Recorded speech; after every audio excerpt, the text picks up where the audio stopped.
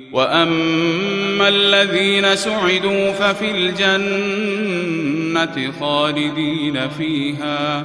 خَالِدِينَ فِيهَا مَا دَامَتِ السَّمَاوَاتُ وَالْأَرْضُ إِلَّا مَا شَاءَ رَبُّكَ عَطَاءً غَيْرَ مَجْذُوذٍ.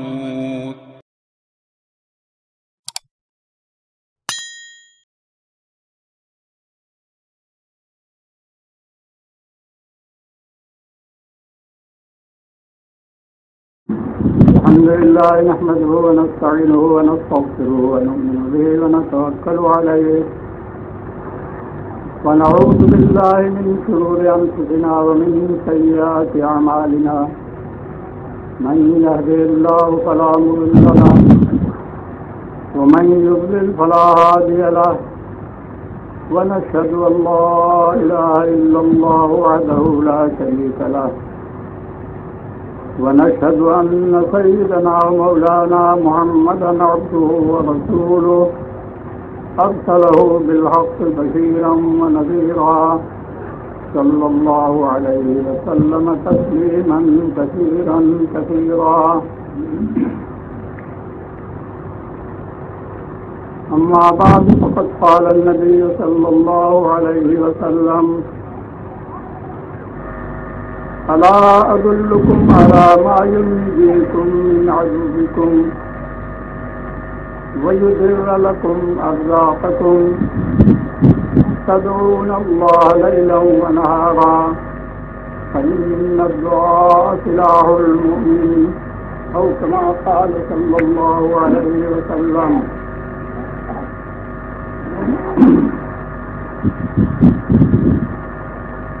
علماء کرام، طلباء عزیز اور عامہ مسلمین، میں بہت تھوڑی دیر تک دین کی کچھ اصولی باتیں تمام حضرات کے لیے اور اپنے عزیز طلباء کے لیے، اگر اسے بڑی بات چھوٹے منہ سے نہ سمجھیں تو کچھ نصیحتیں ذکر کرنے کا ارادہ رکھتا ہوں. سب سے پہلی بات میرا ایک اپنا تاثر ہے. آج حسن اتفاق سے فجر کی نماز میں ہمارے امام نے سورہ جمعہ پڑھی. اس کی ایک آیت جب ہمارے کان میں پہنچی تو میرا اپنا تاثر یہ ہے، ممکن ہے آپ بھی اتفاق کریں، کہ میں نے اس کو ایک غیبی تنبیہ اپنے حق سے میری مراد یہ ہے کہ جن لوگوں کو علم سے انتساب ہے ان کے حق میں ایک غیبی تنبیہ ہے. حقیقت یہ ہے کہ عالم کا سارا صلاح و فساد، سب بناؤ بگاڑ، یہ علماء کرام کے بناؤ اور بگاڑ سے تعلق رکھتا ہے. حق تعالیٰ اگر ہم کو پوری طرح ہدایت دے دے اور ہم ہدایت کے راستے پر گامزن ہو جائیں تو انشاءاللہ تمام عوام کی بھی اصلاح ہو جائے گی. اور اگر ہم میں خرابی رہے گی تو عوام کے خرابیوں کو دور کرنے کی توقع خود بے جاتی ہوگی. ہم کو اپنی اس ذمہ داری کا مطلب سمجھ لیجیے. ویسے تو ہر آدمی شریعت کا مکلف ہے، تعلیمات کا پابند اور اس کا پورے طور پر مکلف ہے. لیکن علماء کی ذمہ داری دو گنا. علماء کے بننے سے عوام بنیں گے، ان کے بگڑنے سے عوام بگڑیں گے، تو ان کا بگڑنا خود اپنے حق میں بھی بگڑنا ہے اور دوسروں کے بگاڑ کا بھی ذریعہ اور سبب. اس ذمہ داری کو انہیں سمجھنا چاہیے. قرآن پاک کی آیت جس نے مجھے متاثر کیا، آپ حضرات جو عالم علم ہیں وہ سب سمجھ گئے ہوں گے.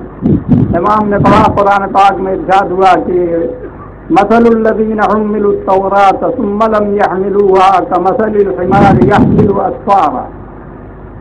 اب تعالیٰ نے فرمایا آیت یہود کے بارے میں، مگر کسی قوم کی بھی کوئی شکایت کسی قوم پر بھی کوئی نکیر کی گئی ہو، وہ من حیث القوم نہیں ہوتی، ان کے اعمال، ان کے اخلاق، ان کی بد اخلاقیوں کی بنیاد پر ہوتی ہے۔ وہ بدعمالیاں اور بد اخلاقیاں اگر ہمارے اندر بھی ہیں تو ہم بھی اس کے مخاطب ہوتے ہیں۔ اس لیے یہ نہ سمجھا جائے کہ یہ تو ان کے حق میں، ان کے حق میں ہے، اور اگر ان کی روش خدا نخواستہ ہم نے اختیار کر لی تو ہمارے حق میں بھی ہے۔ فرمایا حق تعالیٰ نے کہ ان لوگوں کی مثال جو توریت کے، جو ایک کتاب آسمانی ہے، حق تعالیٰ کا ایک پیغام ہے جو قرآن پاک سے پہلے اللہ رب العزت نے نازل کیا تھا حضرت موسیٰ علیہ نبینا علیہ الصلوۃ والسلام پر۔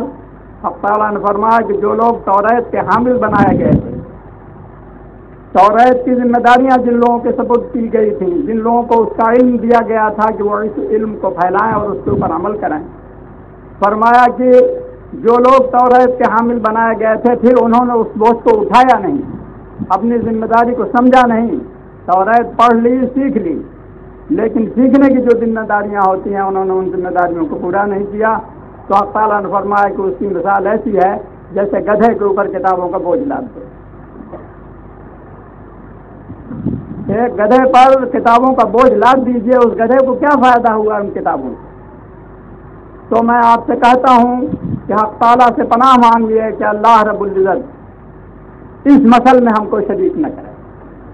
اس نے اگر ہم کو کتاب کا علم دیا ہے تو حق تعالیٰ اس کتاب کی عظمت سمجھنے کی توفیق عطا فرمائے، اس کتاب پر عمل کرنے کی توفیق نصیب فرمائے۔ حضرت محمد الرسول اللہ صلی اللہ علیہ وسلم نے ایک پیشین گوئی ارشاد فرمائی کہ قد دب داء الامم فیکم، حق تعالیٰ نے فرمایا کہ تمہارے اندر بھی پہلی قوموں کی بیماریاں سرایت کر جائیں گی، اور خصوصیت سے اس نے نام لیا ہے حسد کا۔ ہم پڑھے لکھے لوگوں میں جہاں تک محسوس کرتا ہوں، جس خطے میں رہتا ہوں، آپ جانتے ہیں کہ میں تو یہاں سال میں 2 سال کے بعد آ گیا، میں یہاں کے حالات سے کیا واقف ہوں، لیکن بہرحال جہاں رہتا ہوں اس کا وہاں مشاہدہ کرتا ہوں کہ ہم جو لوگ اہل علم کہلاتے ہیں ان کے اندر ایک بیماری حسد کی بھی بہت ہوتی ہے۔ کسی کو ترقی کرتا ہوا، کسی کو اچھے مرتبے پر پہنچتا دیکھنے کے لیے کوئی گوارا نہیں کرتا۔ یہ وہ پیشین گوئی ہے محمد رسول اللہ صلی اللہ علیہ وسلم کی کہ جو آج ہم کو اپنی آنکھوں سے پوری ہوتی ہوئی نظر آ رہی ہے، اور یہی بیماری یہود و نصارہ کے اندر کی۔ تو میں آپ سے گزارش کرتا ہوں کہ ہم کو اپنی ذمہ داریوں کو سمجھنا چاہیے۔ ایک حدیث مجھے یاد آئی جو من جملہ اور کتابوں کے حضرت عبداللہ ابن المبارک کی مبارک کتاب الزہد کے اندر بہت تفصیل سے مذکور ہے کہ حضرت عبداللہ ابن عمرو رضی اللہ تعالیٰ عنہ فرماتے ہیں کہ ایک دن ہم حضرت کی خدمت میں حاضر تھے، صحابہ کا مجمع تھا۔ وہ فرماتے ہیں کہ حضرت کچھ فرما رہے تھے، اسی اثنا میں ایک شخص کو ہم نے دیکھا کہ وہ مسجد میں داخل ہوا، اور ایسا معلوم ہوتا تھا کہ بالکل تازہ وضو کر کے چلا آ رہا ہے، جوتیاں اس نے اپنے ہاتھ میں لٹکا رکھی تھی، مسجد میں آیا، جوتیاں رکھی، اس نے نماز پڑھی نفل۔ تو حضرت صلی اللہ علیہ وسلم کی نگاہ جب اس آدمی پہ پڑی ہے تو آپ نے فرمایا کہ یہ جنتی آدمی ہے۔ یہ بشارت حضور سرور عالم صلی اللہ علیہ وسلم کی زبان سے سن کر ان کے دل میں یہ جستجو پیدا ہوئی کہ کیا خصوصیت اس آدمی کی ہوگی، مگر اس وقت وہ خاموش رہے، کچھ بولے۔ کہتے ہیں کہ دوسرے دن پھر ہماری اسی مجلس میں ہم بیٹھے ہوئے تھے، اتفاق سے پھر وہی آدمی آئے اور اسی حیت میں آئے، تو آپ نے فرمایا کہ انہ رجل من اہل الجنہ، یہ ایک جنتی آدمی، پھر انہیں کی نسبت فرمائی۔ اور تیسرے دن بیٹھے تو پھر حضرت نے یہی پورا واقعہ پیش آیا اور حضرت نے پھر فرمایا۔ تو حضرت عبداللہ بن عمرو کہتے ہیں کہ میں نے طے کر لیا کہ اب آج میں اس کی تحقیق کروں گا کہ کیا ہے، کیا عمل ہے ان کا، کیا خوبی ہے ان میں۔ تو کہتے ہیں کہ بہرحال مجلس جب تک رہی ہم بھی بیٹھے رہے، انتظار کرتا رہا کہ مجلس کے خاتمے پر جب یہ اپنے گھر چلیں تو میں ان کے ساتھ چلوں۔ چنانچہ جب وہ باہر نکلے پیچھے پیچھے یہ بھی چلے اور گھر ان کے چلے گئے۔ گھر پہنچ کر انہوں نے ایک بہانہ کیا اور انہوں نے کہا کہ میرے گھر کچھ ایسی بات ہو گئی ہے کہ جس کی وجہ سے میں 2-3 دن گھر نہیں جانا چاہتا، اگر آپ اجازت دیں تو میں آپ کے یہاں قیام کروں۔ انہوں نے کہا بہت خوشی سے۔ چنانچہ یہ رہے 3 دن ان کے یہاں رہے۔ تیسرے دن انہوں نے اجازت مانگی کہ اب آپ مجھے اجازت دیں، میں اپنے گھر جانا چاہتا ہوں۔ اور اس کے بعد انہوں نے کہا کہ میں نے یہ صرف بہانہ کیا تھا۔ واقعہ یہ ہے کہ 3 دن تک حضرت کی زبان سے آپ کی نسبت یہ سن کر کے آپ جنتی ہیں، میں جاننا چاہتا تھا کہ آپ کے اعمال، آپ کا مشغلہ اور آپ کی اور ساری مشغولیتیں کیا ہیں، میں اسے دیکھنا چاہتا تھا۔ ان 3 دنوں میں نے کوئی خاص بات نہیں دیکھی، پھر آپ بتائیں کہ کیا بات۔ انہوں نے فرمایا کہ بھائی میرے کام تو وہی ہیں جو تم نے 3 دنوں میں دیکھے، میں جو کچھ کرتا ہوں رات اور دن میں وہ اپنی آنکھ سے دیکھ لیا تم نے۔ وہ فرماتے ہیں حضرت عبداللہ بن عمر کہ بس رات کو مختصر طور پر 2-4 رکعتیں نماز پڑھ لیتے تھے جو بہت سے صحابہ پڑھا کرتے تھے، شاید ہی کوئی ایسا ہو کہ جو نہ پڑھتا ہو۔ تو کہا بھائی یہی بات ہے اور تو کوئی بات ہے نہیں۔ اس کے بعد یہ چلنے لگے تو انہوں نے کہا کہ ہاں ذرا ایک بات سن لو، ایک بات ہے کہ آج تک کبھی کسی شخص پر اللہ رب العزت نے اپنا کوئی بھی فضل کیا ہو، کسی کو دولت مند کر دیا ہو، کسی کو بڑا عالم بنا دیا ہو، کسی کو حق تعالیٰ کے یہاں بڑی مقبولیت نصیب ہو گئی ہے، بہرحال دنیاوی یا دینی کوئی بھی ترقی کسی کو حاصل ہوئی، میرے دل میں ذرہ برابر حسد اس کے اوپر نہیں پیدا ہوا۔ میں بہت خوش ہوا کہ اللہ تعالیٰ تجھے اور دے، مجھے قطعاً حسد نہیں پیدا۔ اور دوسری بات یہ ہے کہ کسی مسلمان کا کینہ میرے دل میں کبھی نہیں۔ تو حضرت عبداللہ کہتے ہیں، حضرت عبداللہ بن عمر نے فرمایا کہ بس یہی بات، یہی کمال آپ کا ہے کہ جس کی بنا پر، جس کی بدولت میں محمد رسول اللہ صلی اللہ علیہ وسلم کی زبان گرامی سے 3 دن سے جنت کی بشارت سن رہا ہوں، اس سے کسی مسلمان کا خالی ہونا بڑا مشکل۔ آدمی نمازیں پڑھ لیتا ہے، روزہ رکھ لیتا ہے، حج کر لیتا ہے اور بہت سی ساری نیکیاں کر لیتا ہے، لیکن یہ کہ اس کے دل میں کسی کا کینہ نہ ہو، کسی موقع کو پر حسد نہ ہو، ذرا یہ بہت مشکل کام ہے۔ اسی لیے جناب محمد رسول اللہ صلی اللہ علیہ وسلم نے حضرت انس کو خصوصی نصیحت فرمائی تھی کہ ان تصبح وتمسی وليس في قلبك غش لاحد فافعل۔ انس بڑے خادم تھے، بڑے خدمت گزار تھے جناب محمد رسول اللہ صلی اللہ علیہ وسلم کے، اور آپ کے اشارے کی بنا پر آپ کی خدمت میں رکھے گئے، اور بہت دنوں تک انہوں نے سفر میں، حضر میں، دن میں، رات میں، گھر میں، باہر برابر خدمت حضرت صلی اللہ علیہ وسلم کی انجام دیا، اور حضرت صلی اللہ علیہ وسلم کی بڑی دعاؤں کے مستحق تھے۔ حضرت نے خوش ہو کر ان کی نسبت فرمایا کہ اللہم اکثر مالہ وولدہ، اے اللہ انس کا مال اور ان کی اولاد زیادہ کر دے۔ تو آپ کو میں بتاؤں، میں آگے دور جا رہا ہوں، میں خود تقریر نہیں کرنا چاہتا، لیکن کہتا ہوں اور یہ طلبہ سے اور زیادہ کہنا ہے کہ مخدوم کی خدمت بھی بڑے درجات کا سبب بنتی ہے۔ اب وہ جس درجے کا مخدوم ہے، مخدوم اگر نبی ہے، رسول ہے، اللہ رب العزت کا فرشتہ ہے، اس کا خادم اگر حق کی خدمت ادا کرے تو کیا پوچھنا ہے۔ لیکن یہ بات نہیں ہے کہ نبی ہی کی خدمت میں اثر ہے، کوئی کسی صحابی کی خدمت کرے، کوئی کسی تابعی کی خدمت کرے، کوئی اپنے استاد کی خدمت کرے، کوئی اپنے پیر کی خدمت کرے، کوئی اپنے باپ کی، دادا کی، ماں کی خدمت کرے، کوئی خدمت رائے گاہ نہیں جاتی۔ اس سے دین بھی بنتا ہے، دنیا بھی بنتی ہے۔ مخدوم اگر خادم کے حق میں دعا کرتا ہے، مخدوم اگر خادم کے حق میں دعا کرتا ہے، وہ انشاءاللہ ضرور قبول ہوتی ہے اور دنیا ہی میں اس کے آثار ظاہر ہوتی ہے۔ طلبا سے گزارش کرتا ہوں کہ حضرت محمد رسول اللہ صلی اللہ علیہ وسلم کی خدمت اقدس میں حضرت ابن عباس رضی اللہ تعالیٰ عنہ رہا کرتے۔ حضرت ابن عباس فرماتے ہیں کہ ایک دن حضور کی نسبت مجھے معلوم ہوا، میں آیا تو معلوم ہوا کہ آپ جو ہے قضاء حاجت کو تشریف لے گئے، تو طہارت کا سامان لے کر یہ قریب پہنچ گیا۔ حضرت نکلے، فارغ ہوئے تو دیکھا کہ پانی ڈھیلا جو ضرورت کی چیز ہے سب مہیا، پوچھا آپ نے یہ کس نے مہیا کیا؟ تو بتایا گیا کہ ابن عباس. تو حضور سرور عالم صلی اللہ علیہ وسلم نے خوش ہو کر ان کے حق میں دعا کی کہ اللہم علمہ الکتاب، خداوندہ تو اس کو کتاب اللہ کا علم ہے. علماء کرام بیٹھے ہوئے ہیں، ان سے پوچھیے کہ حضرت عبداللہ ابن عباس ہی کا، تنہا حضرت عبداللہ ابن عباس کا تمام صحابہ کی جماعت میں ایک لقب ہے مخصوص، ترجمان القرآن.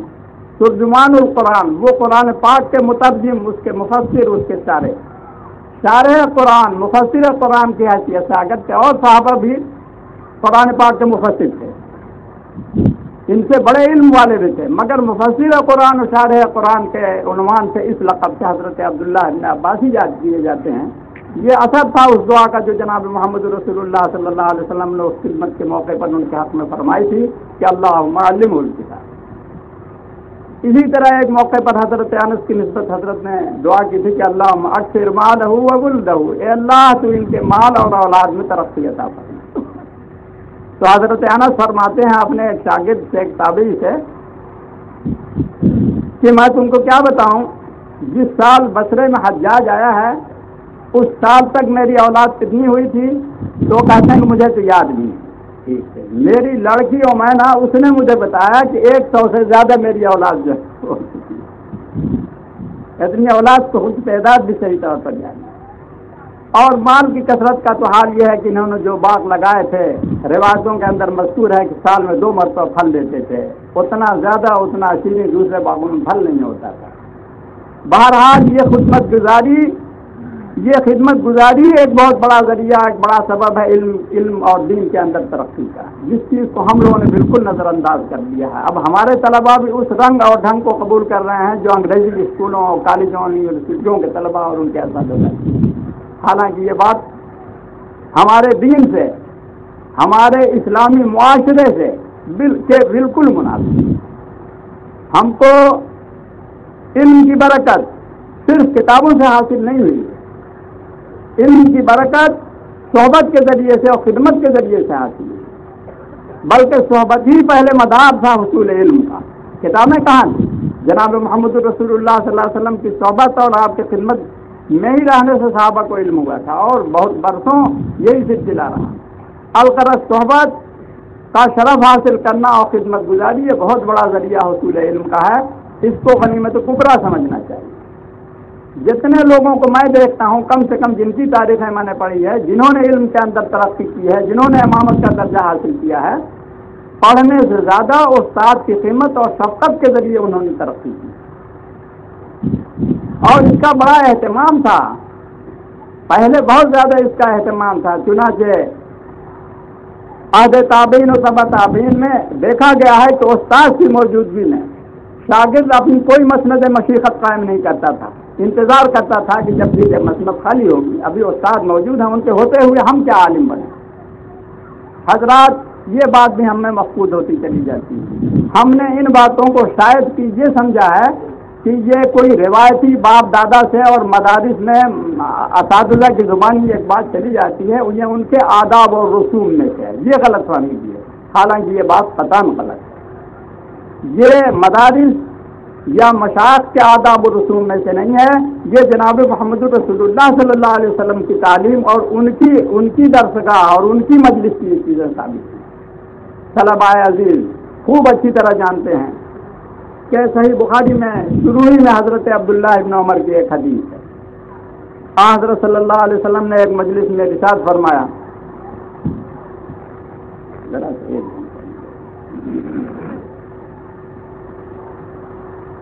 حضرت صلی اللہ علیہ وسلم کا ایک دستور یہ بھی تھا کہ جو آپ تعلیم دیتے تھے، کبھی کبھی کسی موقع سے صحابہ سے سوالات کر لیتے تھے، جیسے مدارس میں امتحانات ہوتے ہیں.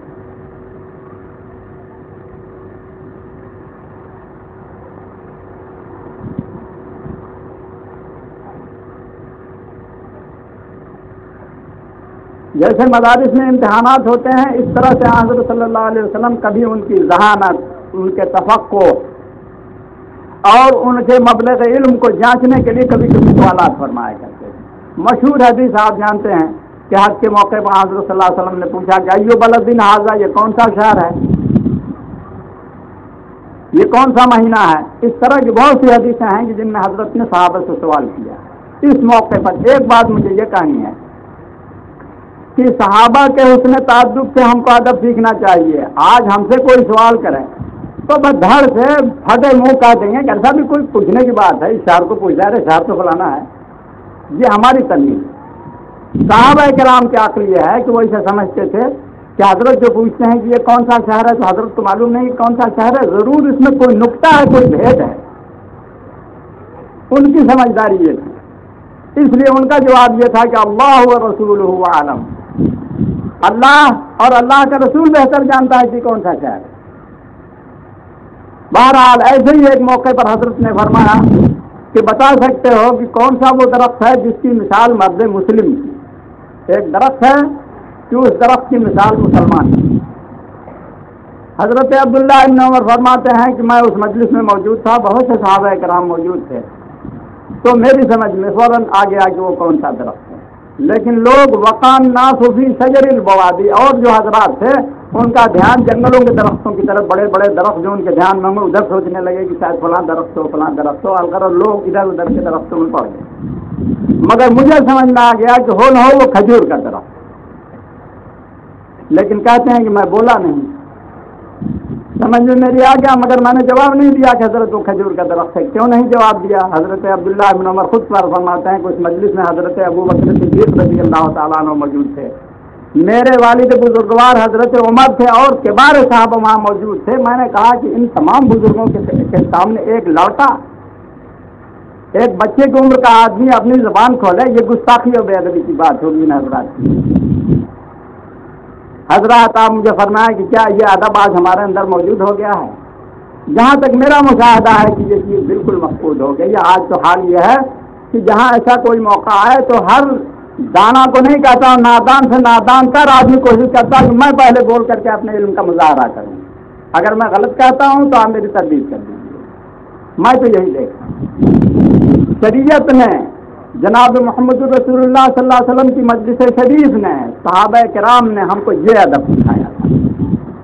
حضرت عبداللہ ابن عمر نے فرمایا کہ مجھے خوب سمجھ میں آ گیا مگر بولا نہیں, اس وجہ سے کوئی مجلس میں ابو بکر و عمر بھی موجود تھے. اچھا, اسی کے ساتھ میں علم کی قدر و قیمت آپ کو بتاؤں کہ اس کے بعد حضرت صلی اللہ علیہ وسلم نے فرمایا کہ بھائی وہ کھجور کا درخت ہے. اب طبعاً ایک بات کہہ دیتا ہوں, بات تو مجھے دوسری کہانی ہے, مگر اس تشبیہ کی معمولی سی تشریح, تھوڑی سی مختصر تشریح کر دوں کہ مسلمان کو کھجور کے درخت سے تشبیہ دینے کا مطلب یہ ہے, کھجور کے درخت کو آپ جانچیں, نہ جانتے ہوں آپ شاید مجھ سے زیادہ جانتے ہوں, نہ جانتے ہوں تو معلوم کریں. کھجور کا درخت ایسا ہے کہ اس کا کوئی جز نفع سے خالی. کھجوریں تو کھائی جاتی ہیں, اس کے پتوں سے ٹوپیاں اور زنبیلیں اور کیا کیا چیزیں بناتے ہیں, چھتوں پہ بانٹتے ہیں. تنا جو ہے یہ ستون کے کام آتا ہے عمارتوں کے اندر. جھال آپ جانتے ہیں مجھ سے زیادہ کہ اس کی رسیاں بنتی ہیں, حتیٰ کہ ایسی ایسی رسیاں اسی سے بنتی تھیں کہ جھال کھینچے جاتے تھے. بالکل نیچے کی جڑ جو موٹی سی ہوتی ہے اسے نکال کر کھود کر اور اس کے اندر نبیل کھجور بھگو کر رس شربت بنایا کرتے. الغرض کوئی جز اس کا بیکار نہیں جاتا تھا, کل کا کل استعمال ہوتا. اس تشریح کا منشا یہ ہے کہ ایک مسلمان کی بھی حقیقت یہی ہے کہ اس کو بے تمام ہی نفع ہونا چاہیے دوسروں کے حق میں, تمام تر دوسروں کو اس سے نفع پہنچنا چاہیے. مسلمان وہ کیا کہ جس سے دوسروں کا نفع نہ پہنچے. مسلمان کی تو ہر چیز دوسروں کے لیے قابل انتفاع ہونی چاہیے. بہرحال آگے مجھے کہنا یہ ہے کہ مجلس کے اختتام پر حضرت عبداللہ ابن عمر نے اپنے والد بزرگوار حضرت عمر سے یہ بات بیان کی کہ مجھے تو سمجھ میں آ گیا تھا. تو اول والا میں وہ بولے کہ تم نے بتایا کیوں نہیں؟ اگر تم نے حضرت کی خدمت میں یہ جواب دے دیا ہوتا تو لکان احب الی من حمر النعم. عرب کے اندر سرخ اونٹ بڑے قیمتی ہوتے تھے. کہا کہ سرخ اونٹوں سے زیادہ قیمتی بات تمہاری یہ ہوتی, اس لیے کہ مجھے یہ شرف حاصل ہوتا, مجھے یہ فخر ہوتا کہ میرا لڑکا علم کے اس مبلغ کو, اس درجے کو پہنچ گیا ہے. یہ میرے لیے بڑے فخر و شرف کی چیز ہے. اب اسی سے علم کے قدر و قیمت کا اندازہ لگائیے. پھر انہوں نے جب یہ جواب دیا کہ حضرت میں کیسے بولتا, آپ موجود تھے, ابو بکر موجود تھے, تو انہوں نے خاموشی اختیار کی. اس خاموشی سے انہوں نے گویا مور لگا دی تھی, جیسے یہی اس میں ادب ہونا چاہیے ایک طالب علم کے اندر. تو حضرات یہ آداب, یہ طور طریقے یہ روش، یہ سب ہم کو شریعت میں محمد رسول اللہ صلی اللہ علیہ وسلم اور ان کی مجلس اور ان کے صحابہ سے حاصل ہوئے ہیں. یہ کوئی ہمارے مدارس کی گڑھی ہوئی بات نہیں. ہماری علمی سوسائٹی نے ان باتوں کو نہیں بنا لیا ہے.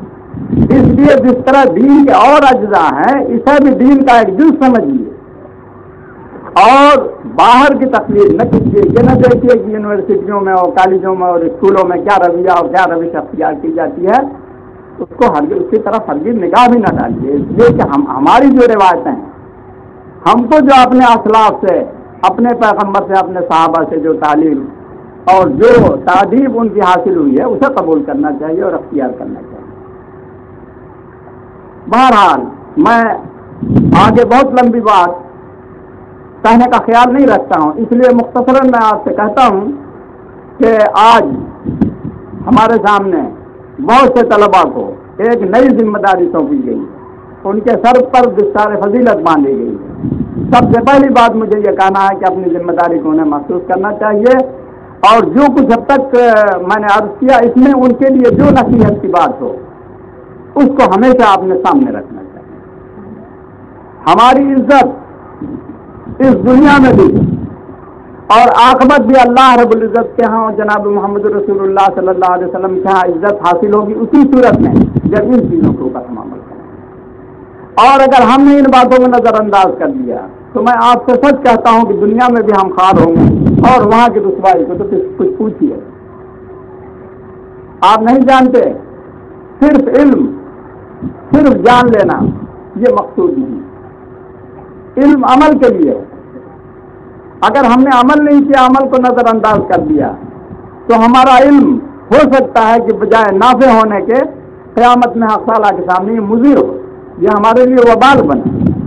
حضرت ابو الدرداء جناب محمد رسول اللہ صلی اللہ علیہ وسلم کے بڑے جلیل القدر صحابی ہیں.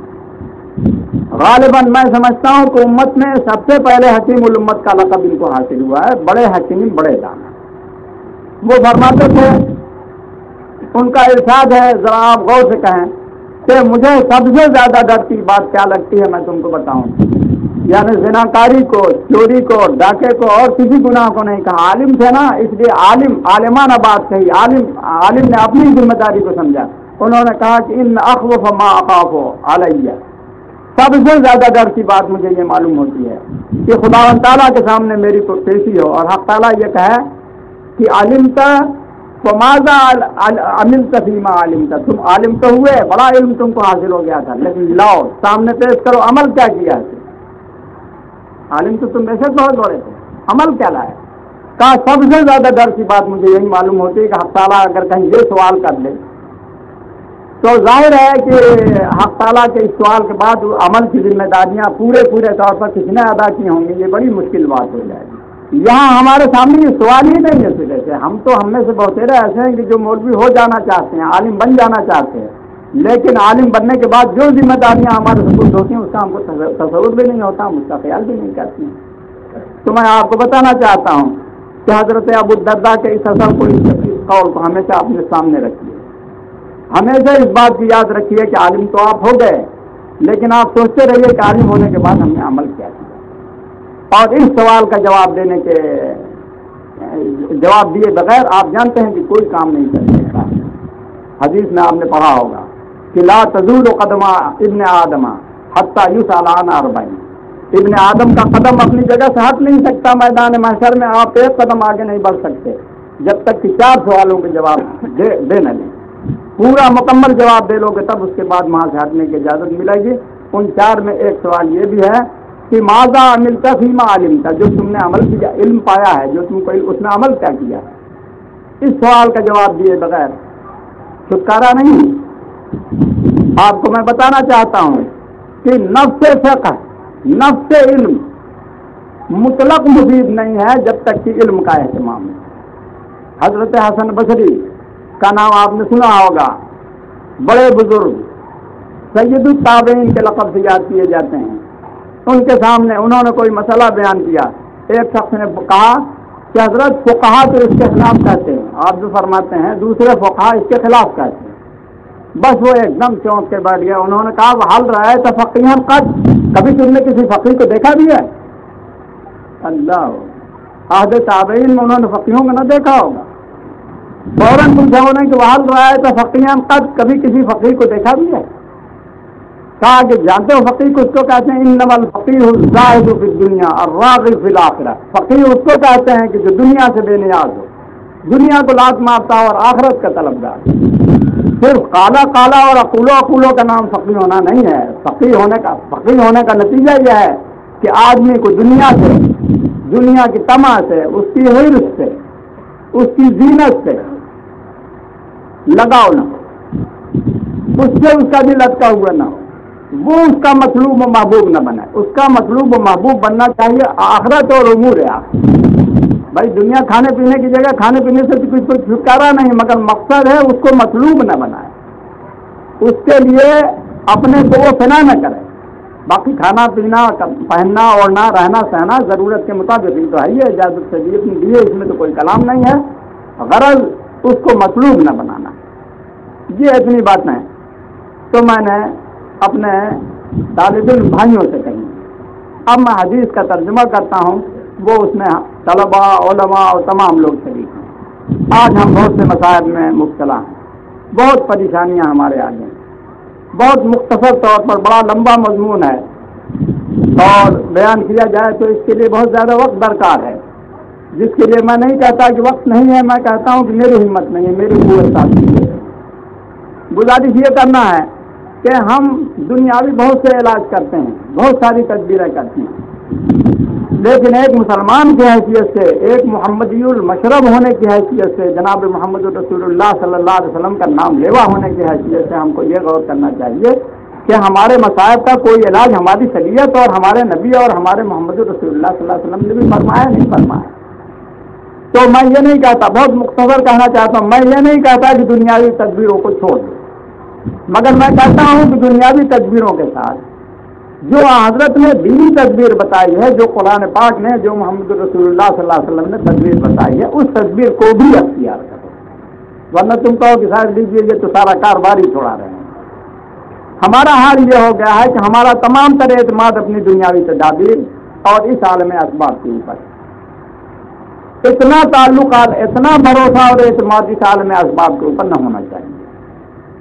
سب اسباب کے ساتھ متعلق رہو, مگر پورا توکل اور اعتماد حق تعالیٰ کے اوپر رکھو, اسی کی تدبیر کے اوپر رکھو, اسی کو سمجھو کہ اسی سے مشکلیں حل ہوں گی. یہ تو ہم نے بہانے کے لیے اور اللہ رب العزت کے حکم کے امتثال کے لیے یہ اسباب اختیار کر رکھے ہیں, مگر ان اسباب سے جو کوئی فائدہ ہوگا, کام چلنے والا ہے, وہ اللہ کے چاہنے سے ہوگا.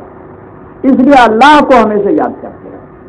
میں نے جو حدیث پڑھی ہے میں اس کا ترجمہ کرتا ہوں. جناب محمد رسول اللہ صلی اللہ علیہ وسلم نے ارشاد فرمایا کہ حل ادلکم علی ما ینجیکم من عدوکم, میں تمہیں بتاؤں کہ تمہارے دشمنوں سے نجات کس طرح حاصل ہوگی. دیکھیے آج ہم کو اس کی کتنی فکر ہے. ہم دیکھتے ہیں کہ ہم دشمنوں میں گھرے ہوئے ہیں, ہم میں ہر وقت کو احساس ہے کہ ہمارے اوپر بڑے مظالم ہو رہے ہیں, ہم بڑی بے وسیع اور بے کسی کی زندگی بسر کر رہے ہیں. حضور صلی اللہ علیہ وسلم فرماتے ہیں کہ الا ادلکم حل ما ینجیکم من عدوکم, کیا میں تم کو وہ بات نہ بتا دوں جس سے تم کو تمہارے دشمنوں سے نجات حاصل ہو جائے. اور دوسری چیز وہ پیٹ والا سوال جو آپ دیکھ رہے ہیں, ہر چیز میں شکر نہیں ملتی, آٹا نہیں ملتا, چاول نہیں ملتا, یہ فکر بھی تم سارا ہندوستان مبتلا ہے. فرمایا کہ وہ یدیر لکم ارزاقکم, اور تمہاری روزیوں کا دروازہ کھول دے, جاری کر دے. بالکل ایسی بات بتاتا ہوں. دو باتیں بتائی ہیں, دو چیزوں کا علاج بتایا ہے, اور ان دونوں کی آج خصوصیت ہے, ہم کو بہت زیادہ ضرورت ہے. حضرت نے فرمایا کہ الا ادلکم علی ما ینجیکم من عدوکم ویدر لکم ارزاقکم, دشمن سے نجات حاصل ہو جائے اور روزی جاری ہو جائے. پھر فرمایا کہ دیکھو میں بتاتا ہوں, تدعون اللہ لیلا و نہارا, شب و روز اللہ رب العزت کو پکارو. بس ایک کام کرو, خدا کو بالکل نہ بھولو, رات کو بھی خدا کو یاد کرو, اس سے دعائیں کرو, دل کو بھی یاد کرو, اس سے دعائیں کرو, اور سارے کام جو کرتے ہو کرتے رہو, مگر اس چیز کو بہت مضبوطی کے ساتھ پکڑو. اور فرمایا کہ مومن کا سب سے قوی اور مضبوط ہتھیار کیا ہے؟ ان الدعاء سلاح المومن, دعا جو ہے یہی مومن کا ہتھیار ہے. اور سب دیکھنے اور کہنے سننے کو حقیقت میں جو ہمارا ہتھیار ہے جس کو ہمیں مضبوطی سے پکڑنا چاہیے وہ دعا. خدا سے دعا کرتے رہو. حق تعالیٰ تمہاری حاجتیں یہ ساری ضرورتیں تمہاری پوری کر دے گا. تمہاری ساری مصیبتیں اور مشکلیں حق تعالیٰ کا.